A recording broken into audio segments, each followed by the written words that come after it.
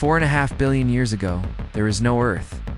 There is only a disk of dust and gas, a vast, spinning nebula of primordial matter.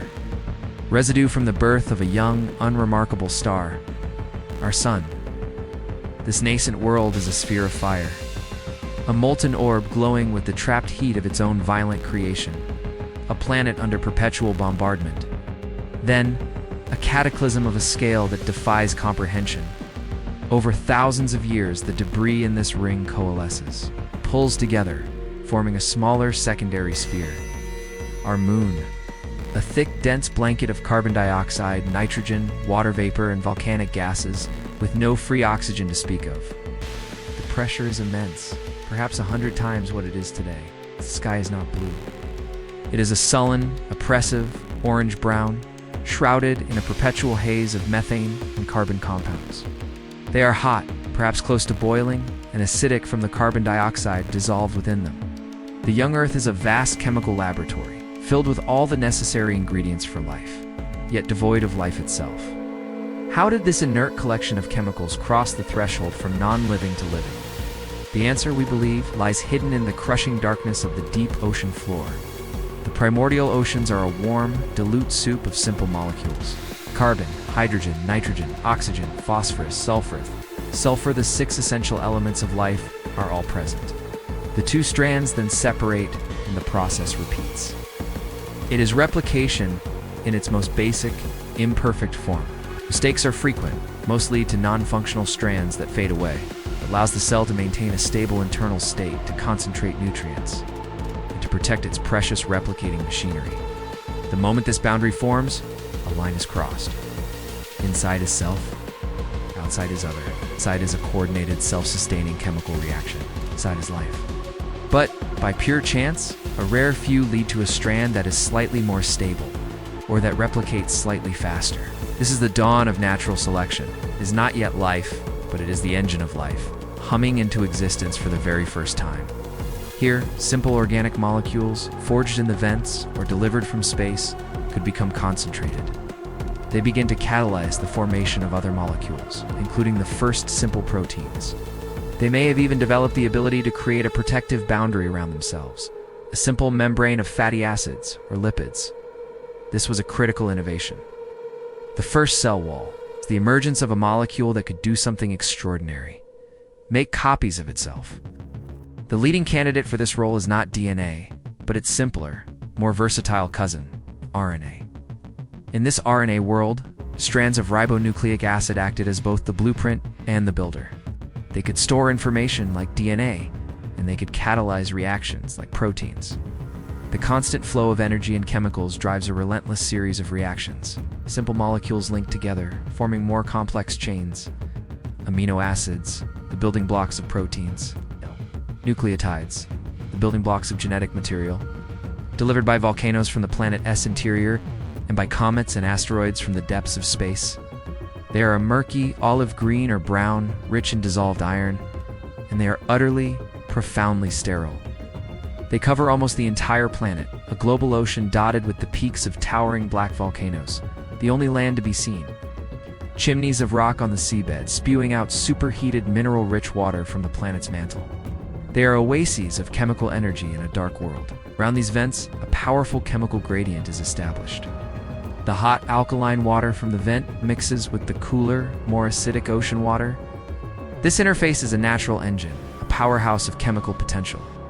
The colossal moon, still hanging impossibly close, exerts its titanic gravitational force, raising tides of hot water hundreds of meters high, which surge and scour the lifeless shores. This is the world 4 billion years ago, a planet of black rock and brown water under a toxic orange sky, a world waiting for a miracle. The sun is a dim, weak presence behind this toxic veil. In its infancy, the moon is a mere 20,000 kilometers away, a colossal, glowing lantern in the toxic sky. Its gravitational pull immense, 20 times stronger than it is today.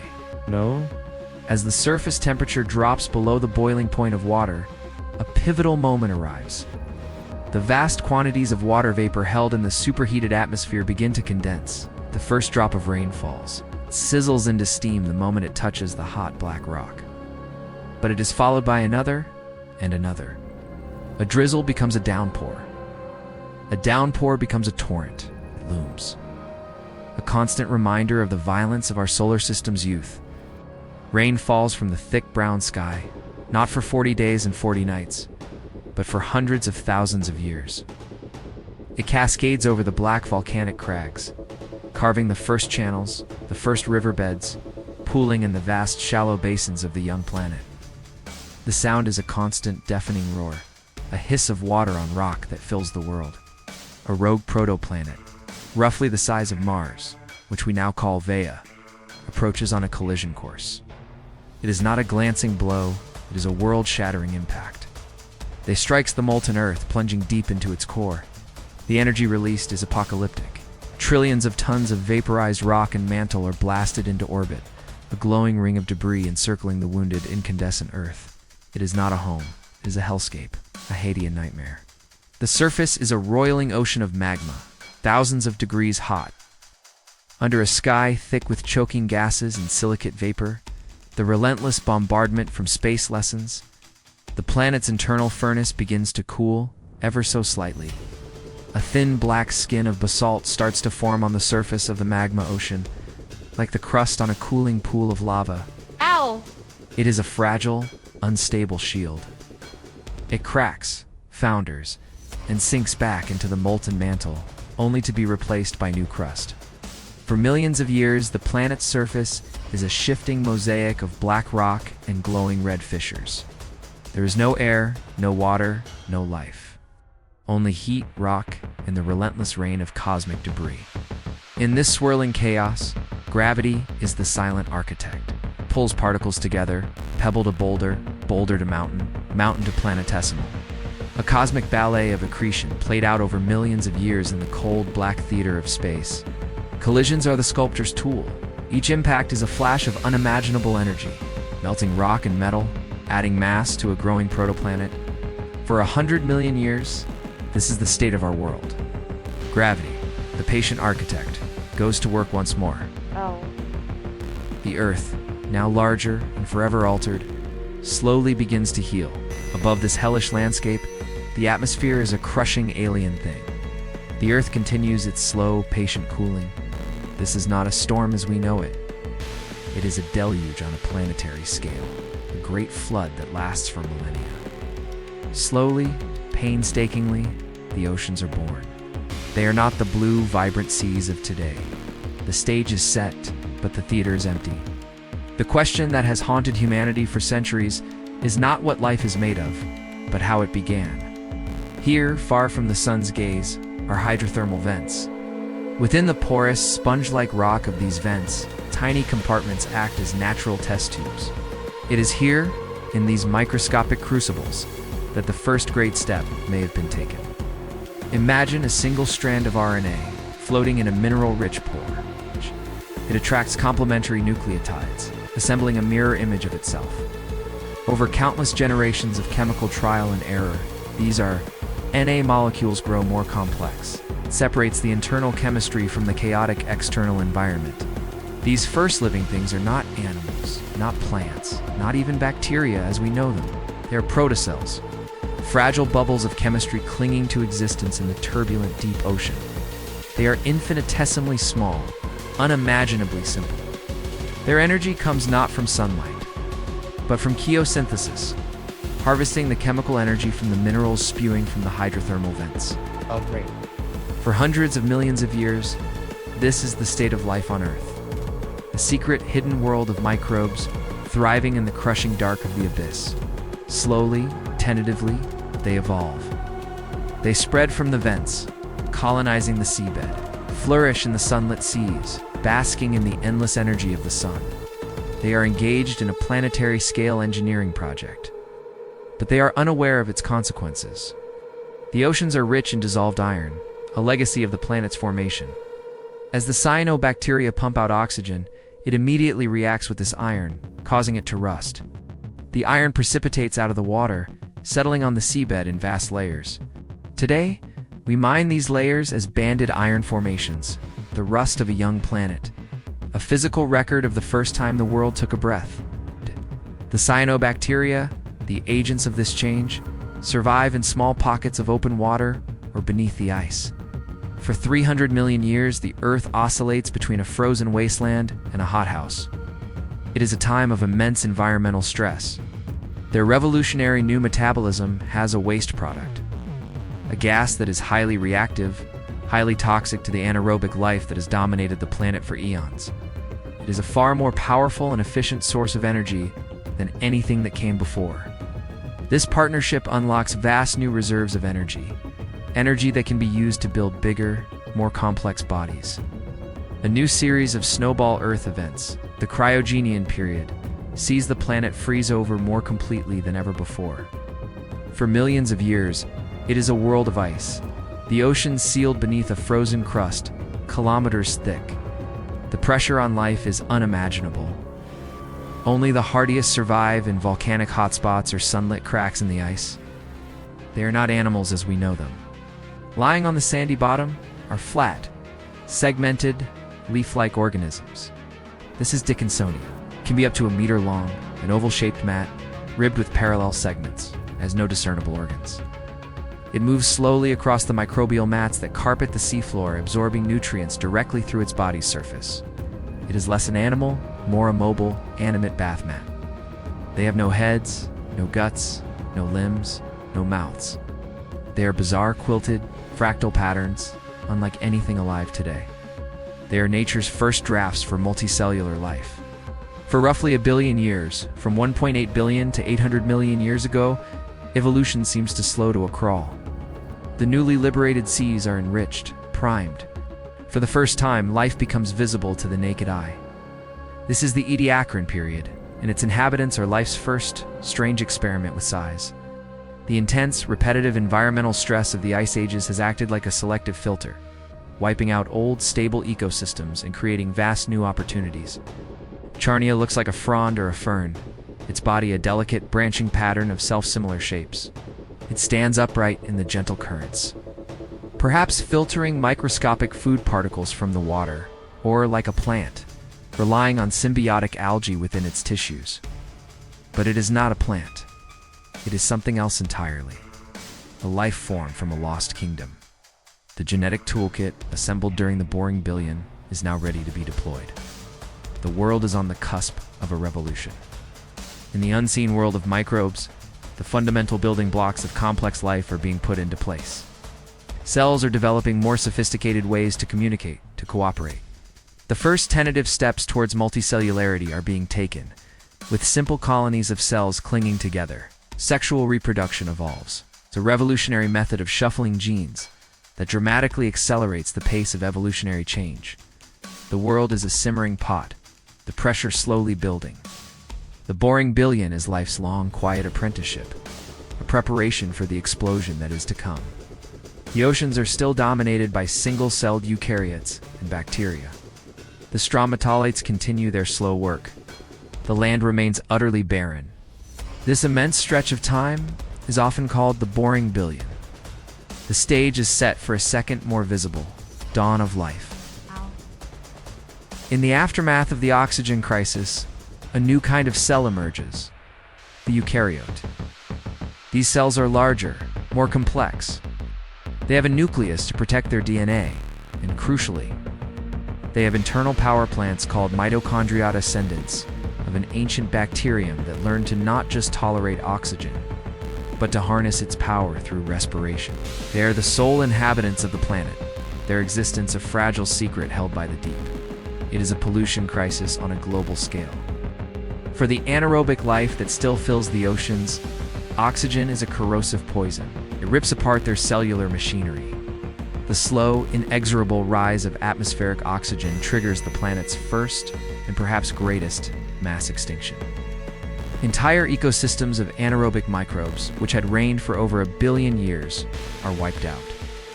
They are driven into the last refuges free of oxygen deep-sea mud, hydrothermal vents, the dark corners of the world where they hide to this day. They have no nucleus, no complex organelles. They are little more than a strand of genetic material and a few proteins wrapped in a membrane, turning the sky from a hazy orange to a pale, unfamiliar blue. But this has an unintended consequence. Methane is a powerful greenhouse gas. By removing it, the planet's thermostat is suddenly turned down. The Earth plunges into a series of profound ice ages, the Huronian glaciations. The entire planet may have frozen over, from poles to equator, a snowball Earth. And the greatest, most untapped source of energy on the planet was not in the depths, but high above, the faint young sun. Eventually, the oceanic sinks are full. The free iron is gone. Now, the oxygen produced by the cyanobacteria has nowhere to go. It begins to bubble out of the oceans and into the atmosphere. The great oxygenation event has begun. A new kind of microbe evolves, one that develops a revolutionary new trick. It is a pigment, a molecule that can capture the energy of a photon of light. This is the birth of photosynthesis, called their last universal common ancestor, Luca. But then, a new, more powerful form of this process emerges in a group of bacteria we call cyanobacteria. They spread across the planet, forming huge, slimy mats in the shallow, warm waters. Where they grow, they build structures called stromatolites, layered mounds of sediment trapped and bound by the sticky filaments of the bacterial colonies. These are the first large-scale structures built by life, the planet's first reefs, built not by coral, but by microbes. They evolve a method to use the most abundant resource on the planet as their source of electrons: water. These pioneers are anaerobes. They live in a world without oxygen, a substance that would be a deadly poison to them. This quiet, hidden rain could not last forever. Life is opportunistic. The earliest forms of photosynthesis are simple. They use sunlight to strip electrons from molecules like hydrogen sulfide, which is plentiful around volcanic vents. This new photosynthesis is incredibly efficient. It allows cyanobacteria to leave the crowded vents and colonize the vast sunlit upper layers of the global ocean. For over 1 billion years, the cyanobacteria are masters of the world. That waste product is oxygen. For hundreds of millions of years, this oxygen does not build up in the atmosphere. But the Earth's crust has only a finite amount of iron to give. This is not a gentle greening of the planet. The sky itself changes. The rising oxygen reacts with the methane haze that has shrouded the planet, clearing the air. Life, having just transformed the planet, is now nearly extinguished by the very changes it has wrought. But life endures. The oxygen that was a poison is also a key. This was a merger of monumental importance. An ancient host cell engulfed an oxygen-breathing bacterium, and instead of digesting it, formed a permanent, symbiotic partnership. Yet, it does not happen quickly. Following the chaos of the Great Oxygenation Event and the snowball Earths, the planet settles into a long period of apparent stability. But it is not truly boring. It is a period of quiet, crucial innovation. Towards the end of this long stasis, the Earth is once again plunged into extreme climate chaos. When this deep freeze finally breaks, torrents of meltwater pour into the oceans, carrying vast quantities of nutrients scoured from the rock by the grinding glaciers. As the last of the great ice sheets melts away around 600 million years ago, the oceans are no longer the exclusive domain of the microscopic. They are the Ediacaran biota. Imagine a shallow, sunlit seabed. The water is placid. Growing from the seafloor are other forms anchored by a small disk. This was a merger of monumental importance. Ancient host cell engulfed an oxygen-breathing bacterium, and instead of digesting it, formed a permanent symbiotic partnership. This partnership unlocks vast new reserves of energy that can be used to build bigger, more complex bodies. For roughly 1 billion years, from 1.8 billion to 800 million years ago, evolution seems to slow to a crawl. The oceans are still dominated by single-celled eukaryotes and bacteria. The stromatolites continue their slow work. The land remains utterly barren. A new series of snowball Earth events, the Cryogenian period, sees the planet freeze over more completely than ever before. For millions of years, it is a world of ice, the oceans sealed beneath a frozen crust, kilometers thick. For the first time, life becomes visible to the naked eye. This is the Ediacaran period, and its inhabitants are life's first, strange experiment with size. The pressure on life is unimaginable. Only the hardiest survive in volcanic hotspots or sunlit cracks in the ice. They have no heads, no guts, no limbs, no mouths. Lying on the sandy bottom are flat, segmented leaf-like organisms. In a geological blink of an eye span of perhaps 10 to 20 million years, the quiet, passive world of the Ediacarans is swept away. It is as if life, after 3 billion years of quiet simmering, suddenly boils over. The placid garden of the Ediacarans is transformed into a battlefield. The driving force behind this revolution is a deadly new invention: predation. It is replaced by a world teeming with new, radically different creatures. This is the Cambrian explosion. It is not an explosion of sound and fire, but a biological Big Bang, an unparalleled burst of evolutionary creativity. This is Dickinsonia. It can be up to a meter long, an oval-shaped mat, ribbed with parallel segments. Here is Weewaxia, a slug-like animal covered in a protective coat of mail made from overlapping scales, with 2 rows of long, sharp spines rising from its back. It crawls slowly, grazing on microbial films, its armor a clear response to the new dangers of its world. This is a world of gentle, passive existence. There are no predators, no hunters. For decades, scientists puzzled over its fossils, even reconstructing it upside down and back to front. We now know it is a relative of today's velvet worms, a spiny, caterpillar-like creature with delicate trod legs on one side and a row of fearsome defensive spikes on the other. It is a small player in this ecosystem, but a vivid illustration of the sheer experimental weirdness of the Cambrian. This ignites a biological arms race of unprecedented speed and ferocity. Its entire head is an eversible, spiny proboscis. From the front of its head extends a long, flexible, hawk-like nozzle, tipped with a fearsome-looking claw.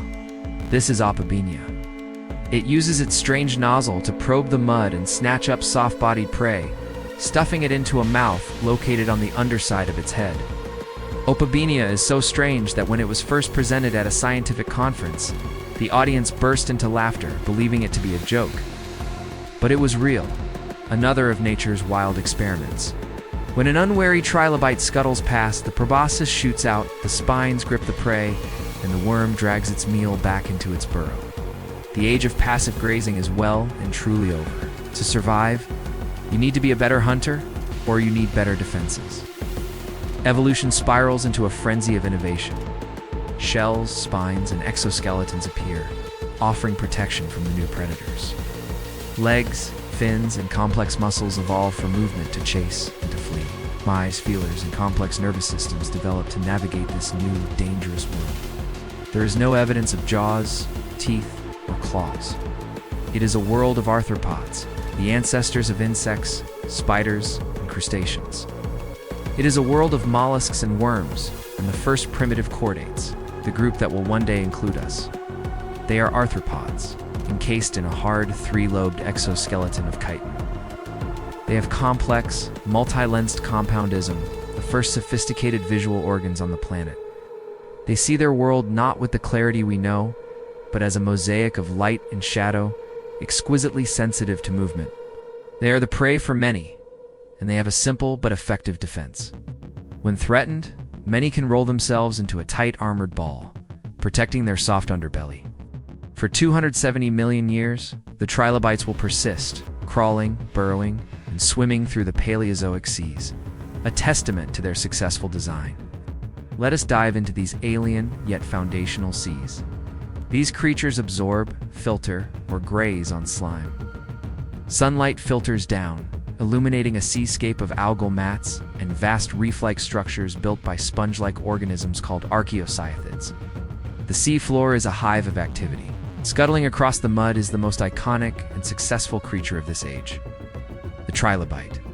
The struggle for survival is a placid one, a competition for space and nutrients on the quiet seabed.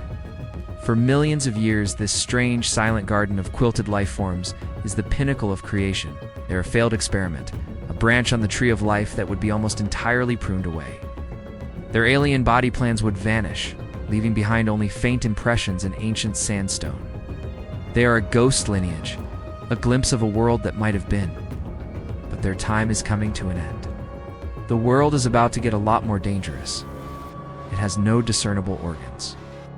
It moves slowly across the microbial mats that carpet the seafloor, absorbing nutrients directly through its body's surface. It is less an animal, more a mobile, animate bath mat. They are bizarre quilted, fractal patterns, unlike anything alive today. Charnia looks like a frond or a fern, its body a delicate branching pattern of self-similar shapes. It stands upright in the gentle currents, perhaps filtering microscopic food particles from the water, or, like a plant, relying on symbiotic algae within its tissues. But it is not a plant, it is something else entirely, a life form from a lost kingdom. They are nature's first drafts for multicellular life. This immense stretch of time is often called the boring billion. The newly liberated seas are enriched, primed. The intense, repetitive environmental stress of the ice ages has acted like a selective filter, wiping out old, stable ecosystems and creating vast new opportunities. The genetic toolkit assembled during the boring billion is now ready to be deployed. The world is on the cusp of a revolution. The stage is set for a second, more visible, dawn of life. Yet it does not happen quickly. Following the chaos of the Great Oxygenation Event and the snowball Earths, the planet settles into a long period of apparent stability. But it is not truly boring. It is a period of quiet, crucial innovation. In the unseen world of microbes, the fundamental building blocks of complex life are being put into place. Cells are developing more sophisticated ways to communicate, to cooperate. The first tentative steps towards multicellularity are being taken, with simple colonies of cells clinging together. Sexual reproduction evolves, a revolutionary method of shuffling genes that dramatically accelerates the pace of evolutionary change. The world is a simmering pot, the pressure slowly building. The boring billion is life's long, quiet apprenticeship, a preparation for the explosion that is to come. Towards the end of this long stasis, the Earth is once again plunged into extreme climate chaos.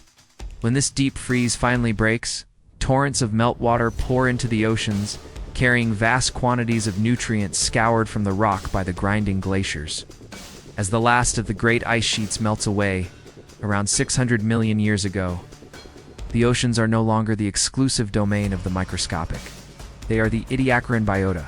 They are not animals as we know them. Imagine a shallow, sunlit seabed. The water is placid, growing from the seafloor or other forms, anchored by a small disc. There are discs like Cyclomedusa, strange three-lobed creatures like Tribershitium, and armored slug-like beings. Around 541 million years ago, something remarkable and violent happens. Almost every major animal body plan or phylum that exists today makes its first appearance in the fossil record of the Cambrian period.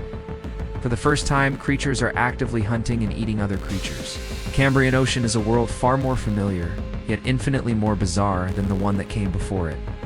The water is warm and shallow. There are thousands of species of trilobite, but they are not alone on the seabed. Among them are creatures of profound strangeness. Nearby, a creature that seems to have walked out of a nightmare ambles past on an impossible number of stilt-like legs. This is hallucigenia. Look closer, into a burrow in the sediment.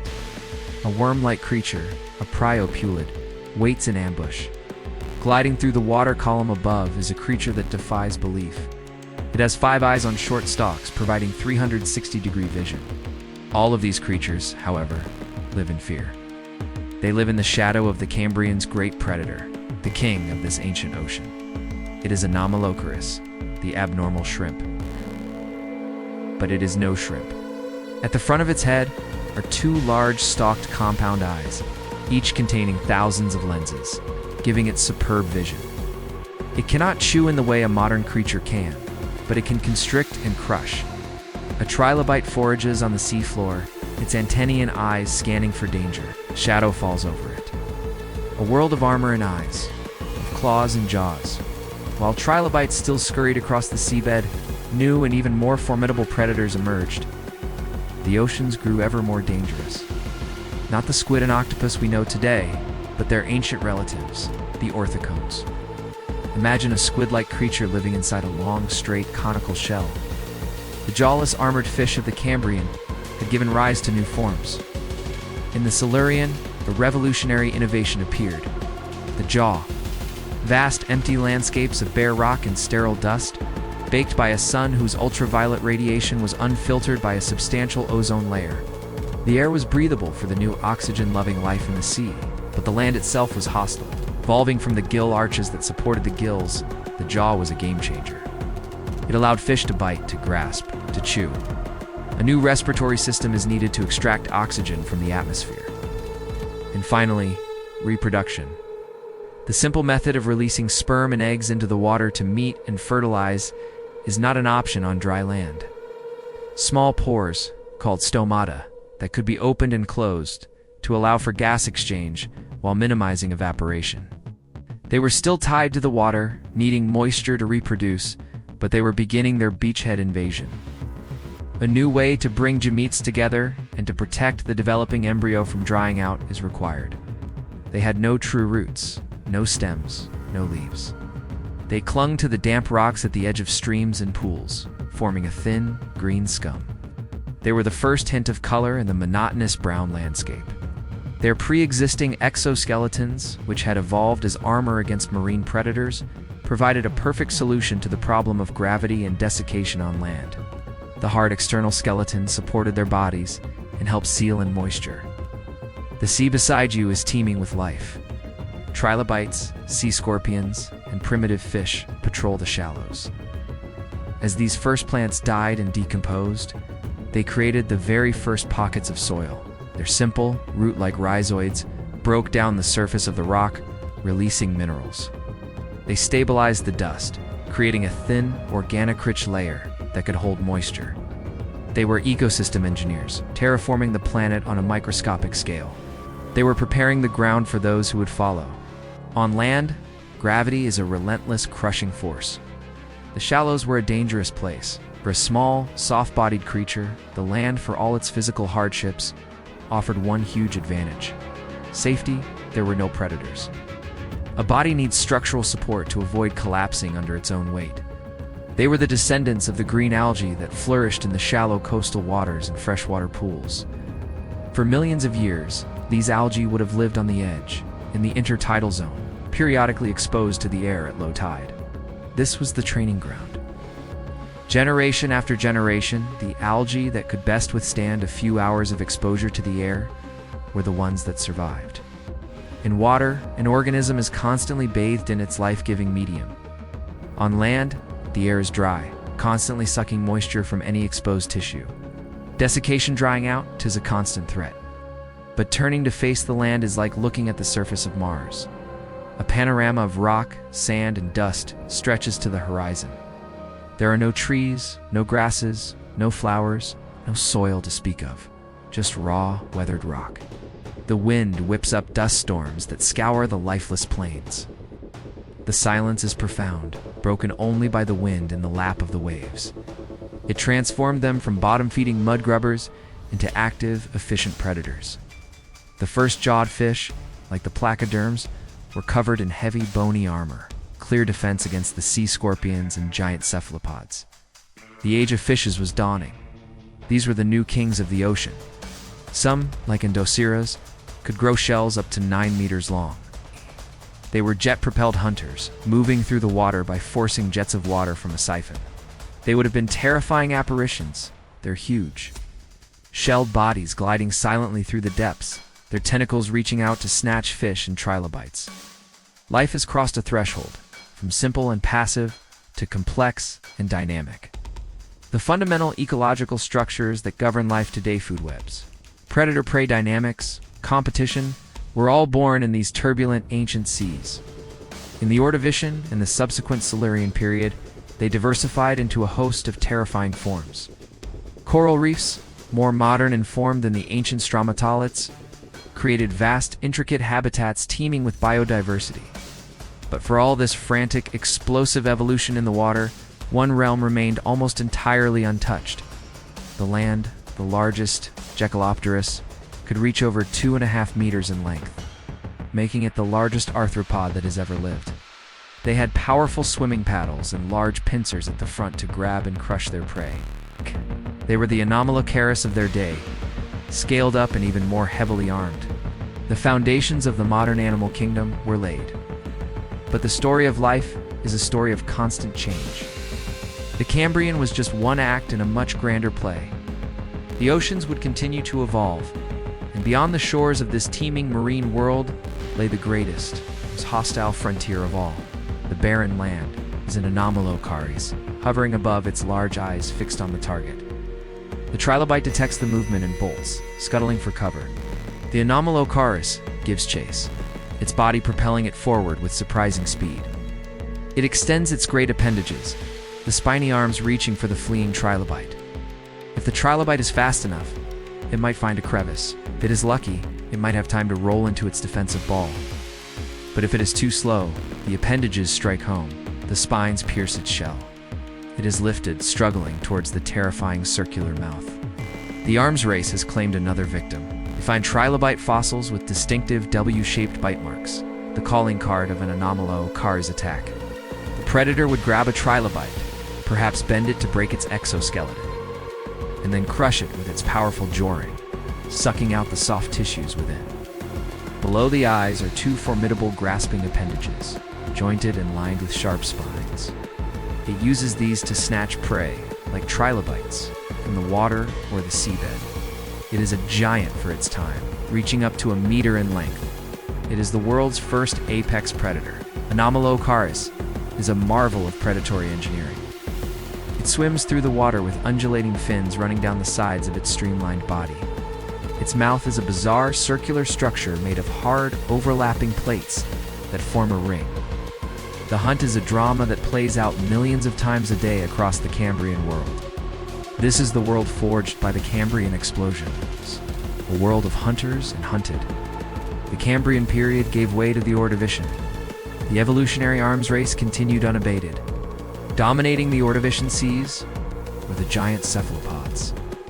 Alongside them rose another group of fearsome arthropod predators, the sea scorpions or eurypterids. The world's first vertebrates were also making their presence known. The oceans were now a complex, multi-tiered ecosystem, filled with life from the sunlit surface to the dark abyss. For over 4 billion years, the continents had been sterile deserts. Imagine standing on a Silurian coastline 430 million years ago. For life to conquer this barren world, it had to overcome a series of immense challenges. In the water, life is supported, buoyant. Breathing is another huge obstacle. Gills, so efficient at extracting dissolved oxygen from water, are useless in the air. They collapse and dry out almost instantly. The first pioneers to face these challenges were not mighty animals, but the humblest of life forms: plants. Slowly, they developed key adaptations: a waxy outer layer, a cuticle, to reduce water loss. The very first land plants were not towering trees, but low-lying, simple organisms, akin to modern mosses and liverworts. Their arrival, however humble, began to change the world, and followers were not far behind. The same evolutionary pressures that drove life to innovate in the sea's predation and competition were also at work pushing life out of the water. The first animals to venture onto this new frontier were, unsurprisingly, the arthropods. Among the earliest pioneers were creatures resembling modern millipedes and centipedes. They were already equipped with legs for crawling on the seabed, and these worked just as well on land. They likely stayed close to the damp, mossy fringes of the water, beating on the decaying plant matter and fungi, the first terrestrial detritivores. They were soon joined by others, mito-like arachnids and small scorpion-like creatures. These early scorpions were among the first land predators. They had evolved a crucial adaptation for breathing air: book lungs. These were stacks of thin, air-filled plates, like the pages of a book, that provided a large surface area for gas exchange, tucked safely inside the body to prevent them from drying out. In the quiet aftermath of the Silurian period, the world's continents are vast, empty canvases of gray rock and ochre dust. It is a coalition of the small, a partnership of pioneers. Algae, the ancestors of all land plants, have crept from the shallows, their cells shielded by a newfound waxy cuticle to ward off the desiccating air. They are joined by their crucial allies, the fungi. From our perspective, the land is still hauntingly empty, a great, silent expanse of rock under a pale sun. But at your feet, in the damp hollows and along the riverbanks, is a teeming micro-wilderness. A world of green shoots and black fungi, populated by crawling, scuttling creatures no bigger than your fingernail. Life has established a beachhead. For the first time, there is shade. The ground beneath the trees is cooler, damper, a refuge from the harsh sun. But the rich, damp, organic scent of wet earth, decaying wood and living green, the Devonian is the age of fishes. The oceans and rivers teem with them. The placoderms, heavily armored fish, with powerful, slicing jaw plates, are the terror of the deep. The colossal Dunkleosteus, the size of a large great white shark, its head a fortress of bone, can shear through any prey with terrifying force. The shallows are a slaughterhouse. Sound of the world is new. The wind, once an empty howl across barren plains, now whispers and rustles through millions of leaves. Unlike the ray-finned fish, whose fins are a fan of delicate bony spines, the lobe fins have a different architecture. Fins are fleshy, muscular stalks, supported by a central line of bones that are homologous to the bones in our own arms and legs. They also possess another crucial piece of equipment, likely evolved to survive in stagnant, oxygen-poor water, a primitive lung. They can gulp air from the surface. And in this new, three-dimensional world, the arthropods are also evolving. Spiders are weaving the first simple webs between the ferns. And somewhere in this dense, humid undergrowth, a new kind of insect is emerging, one with the potential to conquer the air itself. The first wings are beginning to sprout. For the first time, there is leaf litter. As the fronds of Archaeopteris die and fall, they create a thick, damp carpet on the forest floor. A vast new habitat and food source for the scuttling arthropods and decomposing fungi. The air itself is changing. These new, vast forests are gigantic carbon dioxide pumps, pulling the greenhouse gas out of the atmosphere at an unprecedented rate. Locking the carbon away in their woody trunks? This planetary-scale geoengineering will have profound consequences, cooling the global climate and setting the stage for future ice ages. Now, it will begin its true invasion. A race for the sky has begun. This hidden kingdom, neither plant nor animal, is the land's great decomposer. The simple vascular tissue of Cooksonia becomes more robust, more efficient. Lycophytes, or club masses, which today are small, humble plants, grow into tree-like forms, their trunks covered in a distinctive diamond pattern of leaf scars. They probe deep into the broken rock and nascent soil, searching for water and minerals. They form symbiotic partnerships with the mycorrhizal fungi, a vast underground network trading nutrients for sugars. These root systems fundamentally change the planet. They bind the loose soil and dust, preventing erosion. They break down rock, accelerating the creation of deep, rich earth. They alter the very shape of rivers, forcing the wide, shallow, braided streams of the early continents into deeper, more stable, meandering channels. Great bushy horsetails, the calamites form dense, stands along the waterways. But the true harbinger of the future is a plant called Archaeopteris. It is not a fern, nor is it a modern conifer. It is something in between, a progenitus. Perm. But it is the first organism on Earth that truly looks like a tree. It has a solid woody trunk capable of reaching 30 meters into the sky. It has a crown of delicate fern-like fronds, the first true leaves designed to maximize the capture of sunlight. And it has a deep and spreading root system. Plants develop another miracle material, lignin, complex polymer that infiltrates the cell walls, turning them from soft tissue into rigid wood. Lignin is nature's concrete. It allows stems to grow thicker, stronger, and taller, reaching for the ultimate prize: unobstructed sunlight. Their thread-like hyphae penetrate the rock's surface, secreting acids that dissolve minerals, unlocking nutrients that have been locked away for eons. They break down the dead, creating the first thin veneer of soil, a precious new substance on a world of stone. The oceans heave with monstrous sea scorpions, and the first-jawed fish, a theater of complex, violent life, must rise against the relentless pull of gravity. In the early years of the Devonian period, a plant named Cooksonia achieves this. It is a simple leafless thing, little more than a collection of thin, green, forking stems, each topped with a tiny capsule called a sporangium, which holds its precious spores. It stands only a few centimeters tall, a miniature forest for a mite, yet in its fragile stalks is a revolutionary innovation: vascular tissue. A system of internal tubes, primitive xylem and phloem, that acts as a scaffold and a plumbing system. It draws water up from the damp ground and distributes sugars from the sunlit stems. It is the invention that will one day build forests. But the land is a silent desert. silent but no longer entirely sterile. A primitive scorpion, its tail arched, its pincers ready, emerges from beneath a rock. It is a predator, but a land predator. It breathes air, it walks on solid ground. This tiny drama, a hunter and its prey playing out their roles under the open sky, is a scene of monumental significance. Tiny, wingless insects called springtails, arachnids resembling mites. And the ancestors of centipedes and millipedes venture into this new, low-lying jungle. For them, a patch of moss is a vast and complex world. They are the first terrestrial herbivores, nibbling on the algae and plant tissues. They are the first terrestrial detritivores, consuming the decaying matter that the fungi have begun to break down. And inevitably, they become the first terrestrial predators.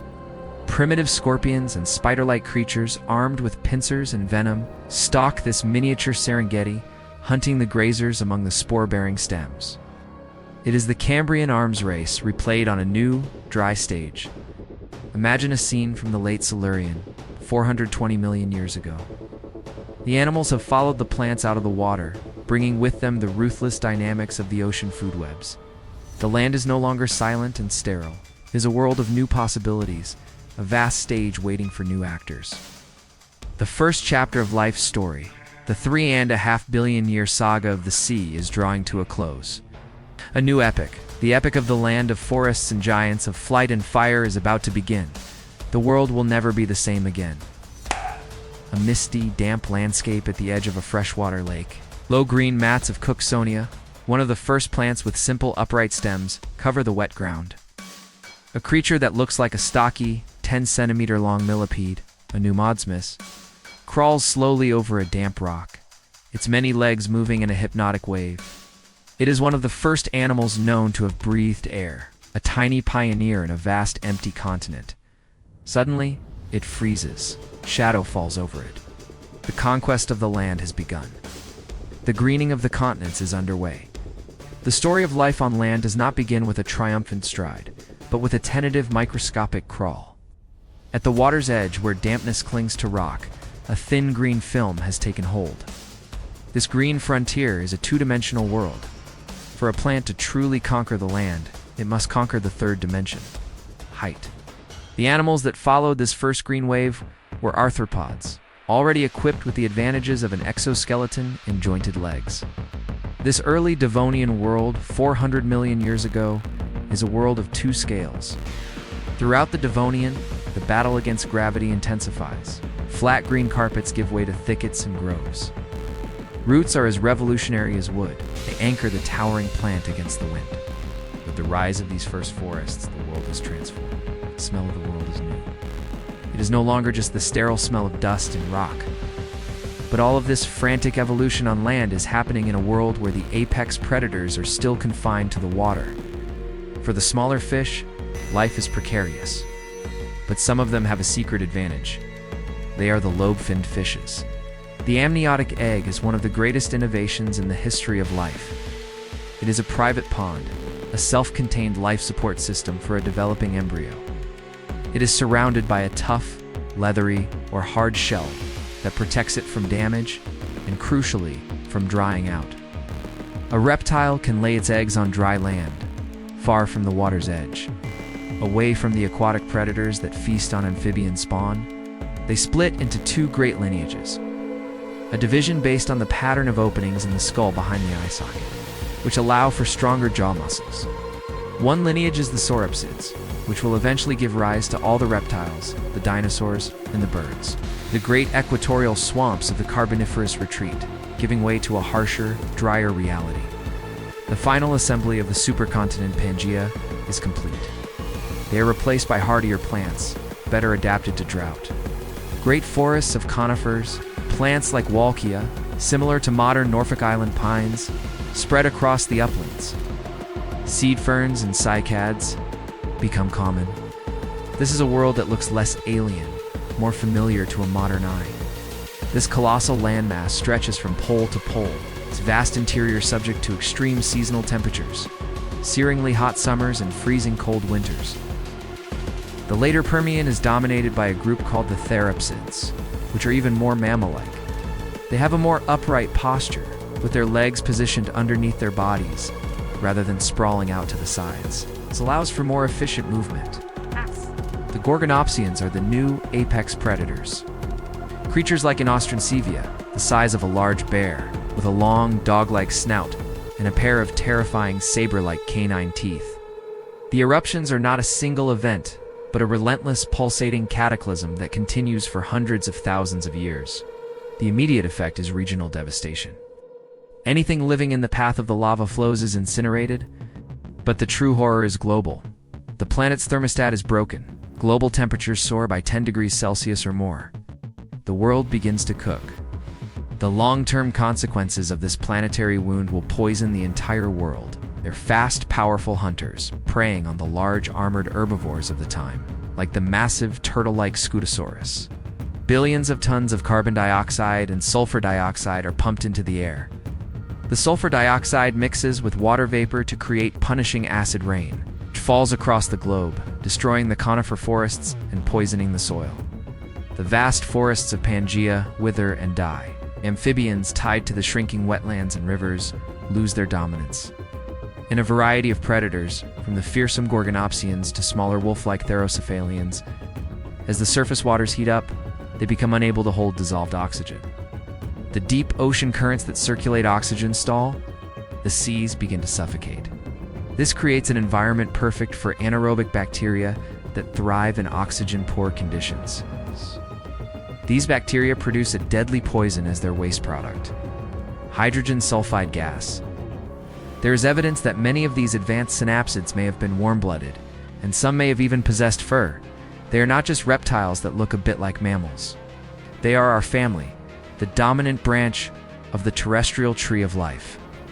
For 100 million years, from the Carboniferous to the end of the Permian, the synapsid dynasty has ruled the world. It seems as though their destiny, and the destiny of their mammalian descendants, is assured. The amniotes, with their waterproof skin and self-contained eggs, are perfectly poised to take over the world at the end of the Permian, 252 million years ago. It's unknowingly on the brink of the greatest catastrophe it has ever known. A vast plume of magma from deep within the Earth's mantle begins to surge upwards, burning its way through the crust. When it breaks through, it does not create a single volcanic cone. It creates a flood. A sea of basaltic lava pours out across the land, covering an area of millions of square kilometers. This is the Siberian Traps, one of the largest known volcanic events in Earth's history. The planet is about to be pushed to the very edge of annihilation. It has a powerful skull, and for the first time, see teeth of different shapes and sizes, and the same jaw-sharp canines for piercing, smaller teeth for slicing. This dental differentiation is a hallmark of the synapsid lineage, a step towards the specialized teeth of modern mammals. Imagine this creature in its environment. A cool, misty Permian morning. A herd of stocky, barrel-bodied herbivores, like the tusked Edaphosaurus. Another synapsid with a similar sail, graze on the low-lying ferns.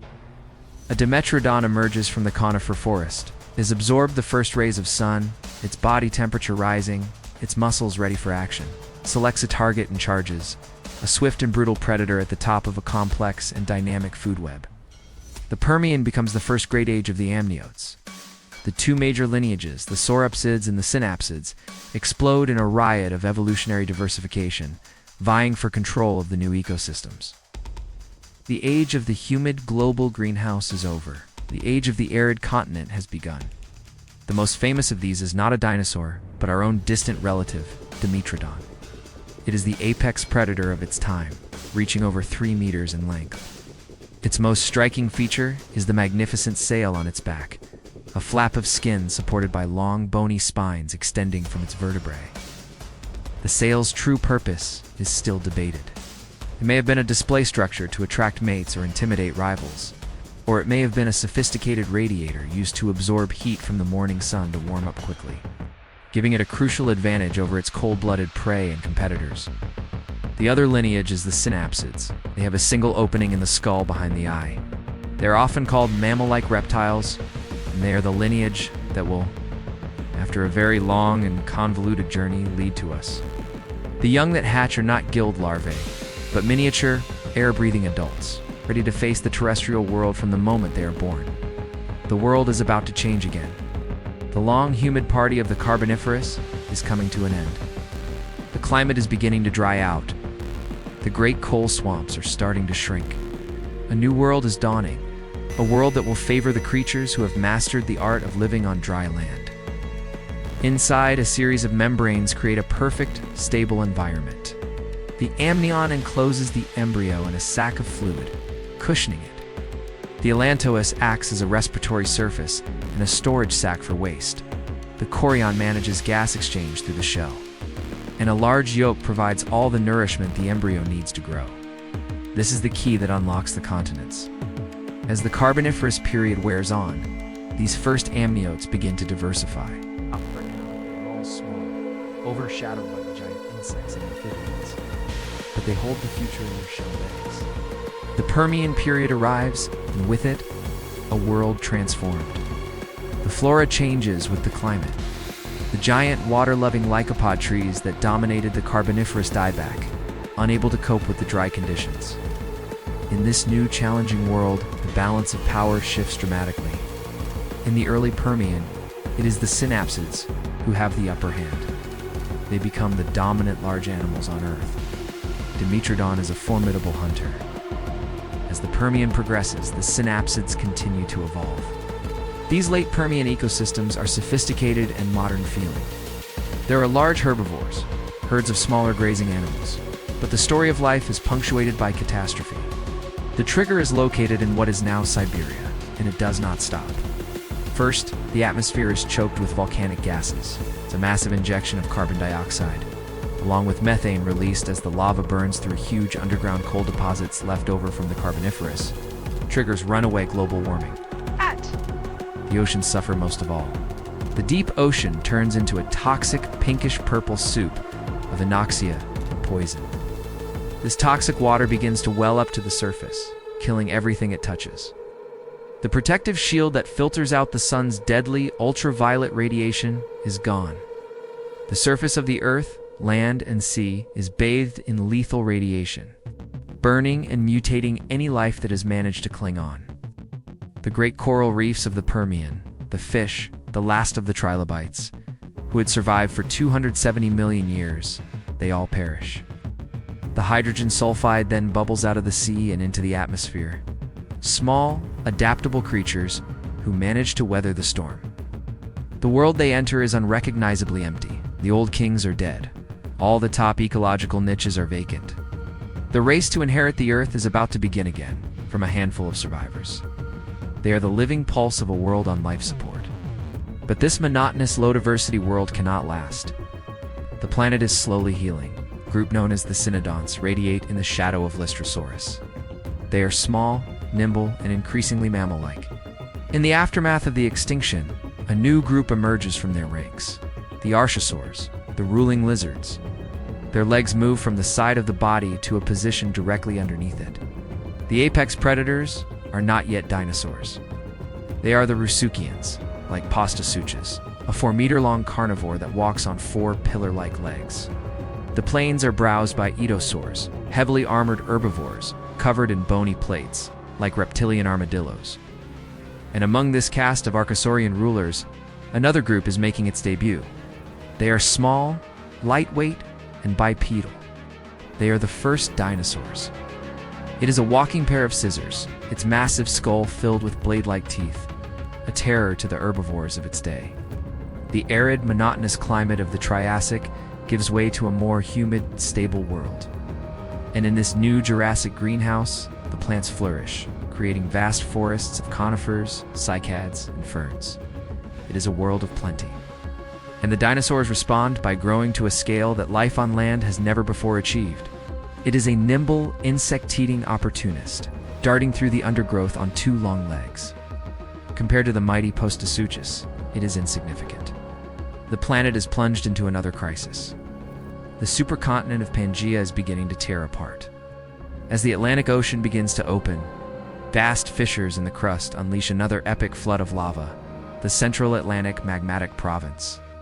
It is not on the scale of the Siberian traps, but it is enough. The world is once again racked by intense global warming and ocean acidification. A new mass extinction event sweeps across the globe, but it possesses the key Archosaur adaptations in a refined form. It is fast, efficient, and adaptable. The great Rusokians, the Etosaurs, the Phytosaurs, the dinosaurs' main competitors, are wiped out. The Cynodonts, our ancestors, also suffer greatly, their diversity decimated, reducing them to shrew-like survivors. But the dinosaurs, for reasons we still don't fully understand, sail through the extinction event relatively unscathed. Perhaps their efficient breathing system gave them an edge in the Loxygen atmosphere. Perhaps their smaller size and faster reproduction rates allowed them to adapt more quickly. Whatever the reason, they emerged from the chaos into a world suddenly, miraculously empty of their rivals. The keys to the kingdom are theirs for the taking. The Jurassic period begins, and with it, the dawn of the age of dinosaurs. For 20 million years, the dinosaurs remain in the wings, small players in an ecosystem dominated by their larger Archosaur cousins. They are successful, but they are not yet rulers. They are waiting for their moment. This seemingly simple change is a masterstroke of engineering, supports their weight more efficiently, allowing them to grow larger. Most importantly, it separates breathing from walking. A sprawling animal flexes its body from side to side when it runs, compressing one lung then the other, making it impossible to run and breathe effectively at the same time. An Archosaur, with its upright stance, can run at speed while continuously filling both lungs. They are built for a high-energy active lifestyle in the arid landscapes of the Triassic, and they have a trick up their sleeve that will change the course of life on Earth. It is a revolution in posture. Creatures like Thrinaxion, a ferret-sized animal, show the path our lineage is on. Its fossils reveal a secondary palate, allowing it to breathe while it chewed, a vital trait for an active metabolism. Pits in its snout suggest it had whiskers, sensory hairs that paint a picture of a creature navigating a dim world by touch and smell. Likely had fur, a warm-blooded metabolism, and cared for its young in its burrow. They are becoming mammals in all but name. They seem poised to reclaim the dominance their ancestors lost. The volcanic winter gives way to a harsh greenhouse heat. The oceans slowly detoxify. And in this new, empty world, the two great lineages of amniotes that survived the cataclysm, the synapsids and the sauropsids, begin a new contest for the soul of the planet. And among them are the descendants of both the sauropsid and synapsid lineages. The stage is set for a new conflict, a new dynasty, and the age of reptiles and the reign of the dinosaurs is about to begin. 96% of all marine species are wiped out. 70% of all terrestrial vertebrate species vanish. The trilobites are gone forever. The giant sea scorpions are gone. A profound planetary hush that follows the great dying. The Earth is a graveyard shrouded in a toxic haze. The vibrant, complex ecosystems of the Paleozoic, the empires of the sail-backed synapsids, and the mighty Gorgonopsians have been erased, their ghosts haunting a world of rotting stumps and acidic seas. 95% of life is gone. Survivors inherit a broken planet. The great synapsid empires of Dimetrodon and the Gorgonopsians are utterly shattered. The dominant animal on Earth is a creature named Lystrosaurus. It is one of our own distant synapsid relatives, but it is no fearsome predator. It is a squat, barrel-bodied herbivore, the size of a pig, with a beaked face and two small tusks. It is a testament to the power of being unremarkable. It was a burrower, and this simple habit may have been its salvation, allowing it to shelter underground from the worst of the poisoned air and acid rain. The Paleozoic era, the era of ancient life, ends in a silent, toxic wasteland. For the animals on land, the air itself becomes a poison, causing suffocation and organ failure. A final, devastating blow. The chemical reactions in the upper atmosphere, driven by the volcanic gases, destroy the planet's ozone layer. This is the Great Dying. It is not a swift, clean death from an asteroid impact. It is a slow, grinding, multi-pronged apocalypse. A cascade of kill mechanisms that reinforce each other, turning the entire planet into a death trap. Imagine being the last Gorgonopsian on a dying world. The forests are gone, replaced by rotting stumps and fungal growth. The air is hot, hazy, and difficult to breathe, smelling of rotten eggs. The sun is a merciless, burning eye in a sickly yellow sky. The rivers are choked with silt from the dead land. Your prey is gone. Your kind is gone. You are the last of a dynasty, starving and suffocating on a poisoned planet. What? The toll is almost unimaginable. Life on Earth comes closer to being completely extinguished than at any other point in its history. The Siberian traps finally fall silent. The Earth is a ghost planet, shrouded in a chemical haze, its oceans stagnant and its continents barren. The intricate, complex ecosystems built up over hundreds of millions of years have been erased. The slate has been wiped clean, but life is resilient. In the blasted, empty landscapes of the early Triassic, in burrows deep beneath the poisoned soil, a few hardy survivors emerge. The end of the Permian world is not a sound, but a silence. The early Triassic, this ghost world is ruled by disaster taxa, the hardiest and luckiest of opportunists. For millions of years, these creatures swarm across the desolate Pangent landscape in vast herds. Their dogged survival a flicker of life in the overwhelming emptiness. The synapsids, our ancestors, make a strong early recovery, but they have a rival. Sauropsids, the ancestors of all modern reptiles and birds, are on a different evolutionary trajectory. While the cynodonts retain a semi-sprawling gait, the archosaurs develop a more upright stance.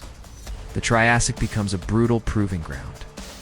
It is a world of strange and terrible experiments. The archosaurs diversify into a menagerie of formidable beasts.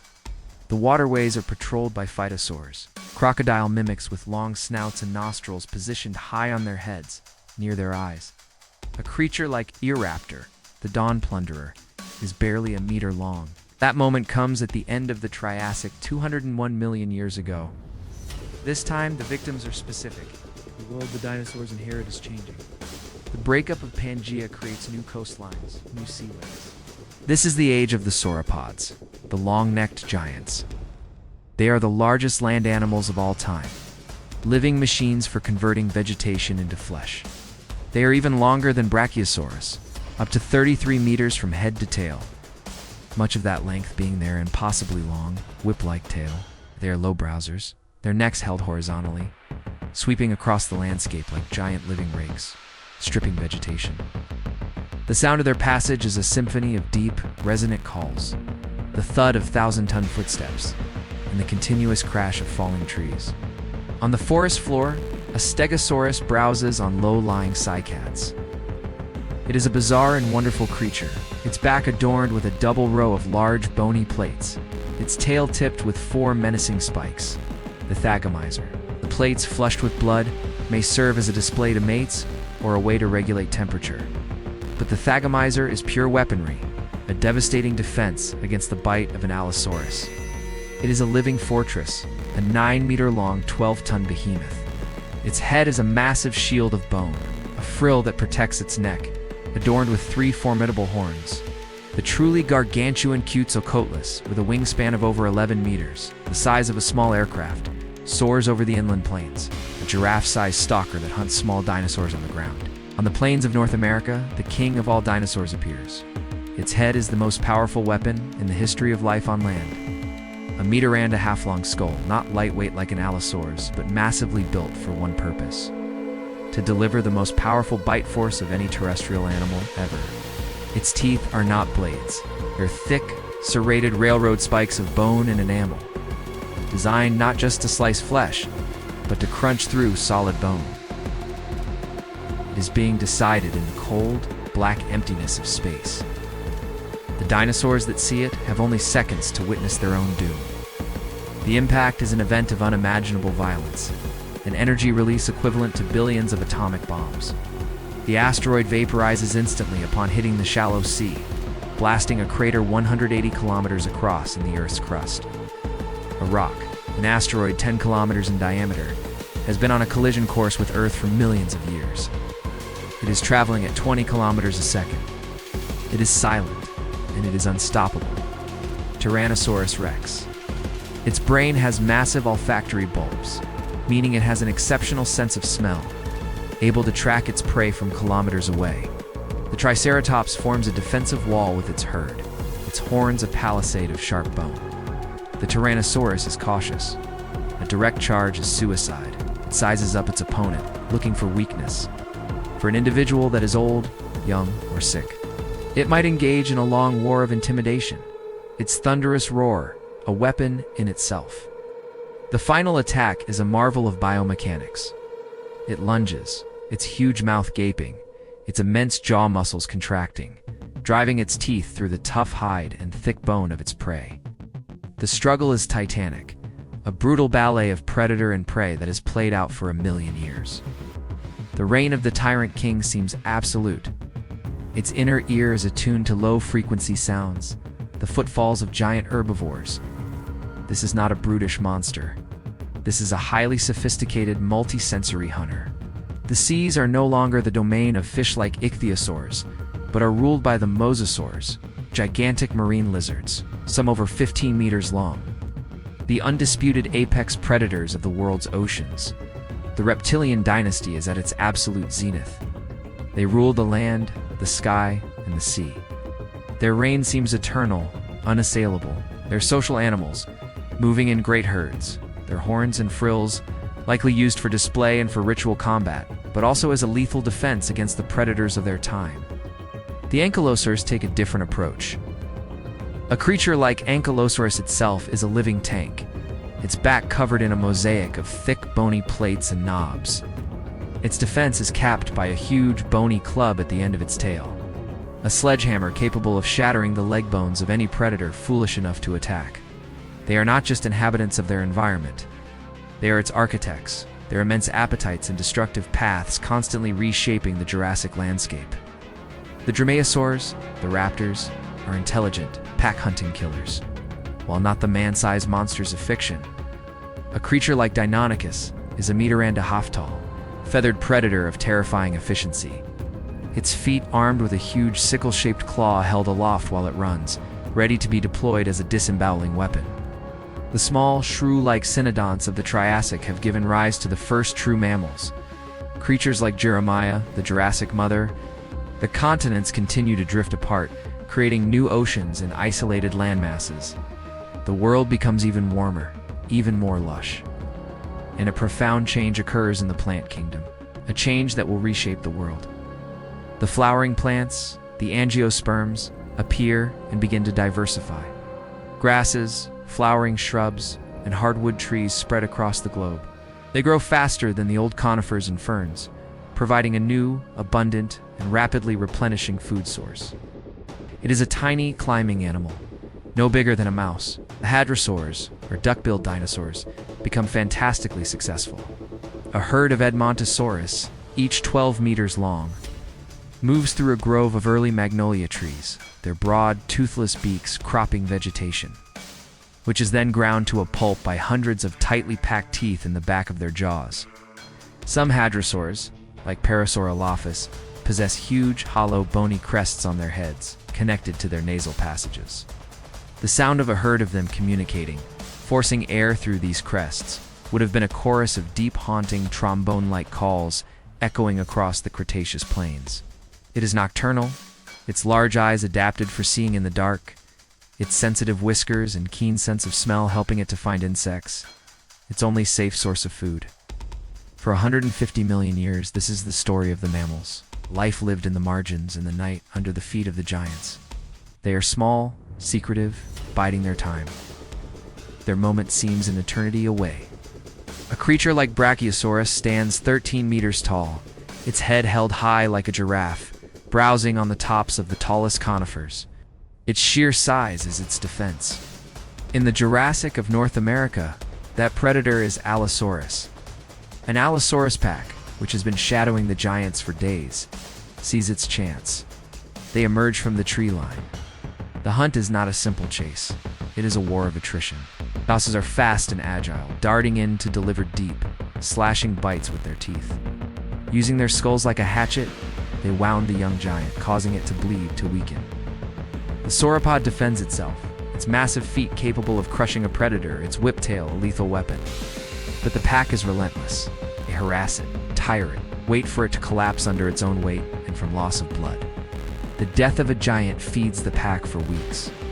A 10-meter-long carnivore, it is a perfect killing machine. Its skull is a lightweight framework of bone, strong but not overly heavy, filled with serrated, dagger-like teeth.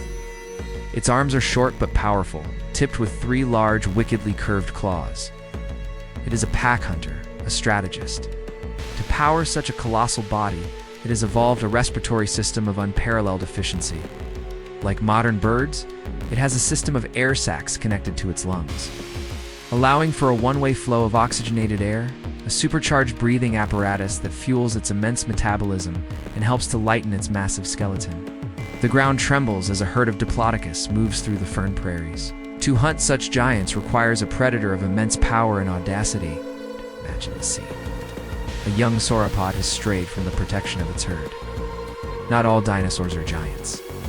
The Jurassic ecosystem is a complex tapestry, and in the shadows of this titanic world, our own ancestors endure. The Jurassic gives way to the Cretaceous period. The dinosaurs respond with a new burst of evolution. This is the age of the great herbivores, adapted to feast on this new bounty. Ow. They share this world with the most well-armored dinosaurs of all time, the ceratopsians, like the iconic Triceratops. The Cretaceous is also the age of the most sophisticated dinosaur predators. The skies are ruled by the pterosaurs, which in the Cretaceous reached their peak of size and sophistication. And at the very end of this long age, in the last 2 million years of the Cretaceous, the ultimate predator evolves. It is an animal that beggars belief. 13 meters long, 6 meters tall at the hips, and weighing over 9 tons. Its senses are as finely tuned as its weapons. Its eyes are large and forward-facing, giving it excellent binocular vision and depth perception, a rare trait for a dinosaur. The classic confrontation. A T-Rex faces a bull Triceratops. It is a battle of titans. But the fate of this world, the fate of the dinosaurs, is not being decided in the forests of North America. 66 million years ago, it arrives. It enters the atmosphere over the Gulf of Mexico, a brilliant, searing star in the daytime sky. The immediate effect is a blast wave of superheated air and a colossal earthquake that shakes the entire planet. Trillions of tons of molten rock and vaporized asteroid are blasted high above the atmosphere into space. The vast clouds of soot from the fires and dust from the impact site blot out the sun. A long, dark, freezing winter descends upon the globe, an impact winter that may last for years. Photosynthesis stops. The plants die, as the herbivores that feed on them starve. Their diet of insects, roots, and seeds allows them to find sustenance in the wreckage. Their burrowing lifestyle shielded them from the worst of the inferno. They emerge from the darkness of the impact winter into a world free of monsters. The long night of the mammals is over. The dawn of their age has begun. Carnivores that feed on the herbivores starve in their turn. In North America, vast herds of woolly mammoths and mastodons roam, their great tusks used to clear snow and defend against predators. They are hunted by the formidable saber-toothed cat Smilodon, whose terrifying canine teeth are not for biting. The African forests begin to shrink, breaking up, giving way to a new and dangerous landscape. The open savanna. For the apes, this is a crisis. Their world is disappearing.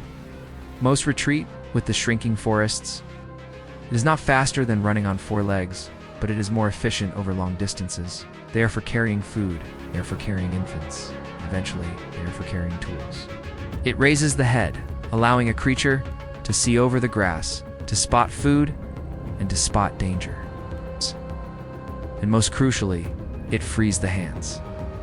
She is a mosaic, a perfect transition. Her face and brain are still alike. They are small, vulnerable, and surrounded by powerful predators. They are not the strongest, nor the fastest, nor the most fearsome creatures of their time. But they possess something new, a new posture, a new perspective, freed hands, ready to shape the world. And in their ape-like skulls, a brain that is just beginning the long, slow journey towards a new kind of consciousness. Her arms are long, her fingers curved, a legacy of a life in the trees. Their bodies carry the legacy of the first cell, the oxygen-breathing microbe, the jawless fish, the lung-bearing lobe fin, the egg-laying amniote, the nocturnal mammal that survived the fall of the sky. They are the inheritors of a world shaped by fire and ice, by continental drift and asteroid impacts, by mass extinctions and explosive radiations. They are the unlikely survivors of a million-year war for existence. They stand at the dawn of a new age, the age of the mind. Their journey, and ours, has just begun. But from the waist down, her pelvis, her legs, her feet, they are irrevocably adapted for walking upright. But one group is forced to confront the new reality. They are forced to spend more and more time on the ground, moving between patches of trees, but for stabbing, delivering a killing blow to the throat of its massive prey. Giant ground sloths, some as large as elephants, browse on the trees, and huge, short-faced bears tower over the landscape. It is a world as rich and as dangerous as the one ruled by the dinosaurs. The mammals have filled every role, conquered every continent. With the dinosaurs gone, they explode from the shadows, radiating into the thousands of vacant ecological niches. It is a time of bizarre evolutionary experiments. We must return to the warm forests of Africa millions of years earlier. Here, in the trees, the primate lineage has been quietly evolving. A group called the apes becomes particularly successful. They are larger, more intelligent, and have lost their tails. For millions of years, they thrive in the vast, unbroken forests. The early Paleocene is populated by strange, archaic mammals. Testing out the possibilities of their newfound freedom, the first hoofed animals, the ancestors of horses, deer, and cattle, spread across the plains. Standing on all fours, you cannot see over the tall grass. Your hands, so perfectly adapted for gripping branches, are occupied with walking. Out of this crisis comes the final, pivotal innovation of our story. One small group of apes begins to stand up. The first mammalian carnivores, the creodonts, and then the true carnivorons, evolve to hunt them. The first primates are taking to the trees, their grasping hands and forward-facing eyes, giving them a new perspective on the world. The first whales, descended from land-dwelling, wolf-like mammals, are returning to the sea, evolving to fill the void left by the mosasaurs. The food chains of the Mesozoic, built up over 180 million years, collapse in a matter of months. Giant, flightless terror birds, like Gastornis in Europe and later Forres rusicos in South America, become apex predators. Their massive hooked beaks designed for crushing bone and tearing flesh. As this material rains back down all over the globe, the friction heats the tiny particles to incandescence. Their size, their greatest asset, becomes their fatal flaw. The climate changes, cooling and drying. A new habitat spreads across the globe, the grasslands. This open environment drives a new wave of evolution. Mammals adapt to a life spent grazing and running. Horses evolve from small, forest-dwelling browsers into swift, single-toed runners of the plains. Great herds of bison, antelope, and camels thunder across the grasslands. They cannot hide. They cannot survive for long without immense amounts of food. The last Tyrannosaurus starves to death in a dark, frozen, dying world. The mosasaurs in the sea, the pterosaurs in the sky, all vanish. The reptilian empire has fallen. The silence that returns to the Earth is as profound and as final as the one that ended the Permian. The entire sky begins to glow red-hot, turning the upper atmosphere into a planetary-scale pizza oven. In the burrows and the crevices, in the fresh waters, the survivors emerge into a shattered, empty world. Small lizards, snakes, turtles, crocodiles. The birds, the only living lineage of dinosaurs, survive their ability to fly and eat the seeds and insects that remain, their saving grace. And of course, there are our ancestors, the small nocturnal mammals. The surface temperature rises by hundreds of degrees. Any animal not sheltered in a burrow or underwater is cooked alive. Global wildfires ignite, consuming the Cretaceous forests in a planetary firestorm. For those who survived the initial heat blast, a new horror begins. The sky goes dark. The dinosaurs, the rulers of the earth, are doomed. But it is not a total silence. Life, as always, endures. For them, the apocalypse is an opportunity. Their small size means they need less food. Their warm-bloodedness helps them survive the cold. The Cenozoic era, the age of new life, is the age of mammals. In the place of the great dinosaur predators, for a time, birds make a bid to reclaim their family's lost glory. But the mammalian tide is unstoppable, grow in size and diversity. As the millennia pass, the continents continue to drift towards their modern positions, and the giants return. The Pleistocene epoch, the Great Ice Age, is an era of megafauna. Our story must narrow its focus. Then, once again, climate change becomes the engine of evolution. The world continues to cool. The ground is a dangerous place. It is a world of predators. Bipedalism, the act of walking on two legs. It is an extraordinary adaptation, born of necessity. The hands are no longer for walking. Imagine a small group of creatures, 4 million years ago, on the plains of East Africa. A creature we call Australopithecus. A creature like Lucy. Here, our story ends, and another begins. We see this small family group, standing on two legs, silhouetted against the setting savanna sun. They are the culmination of a 4 billion-year struggle,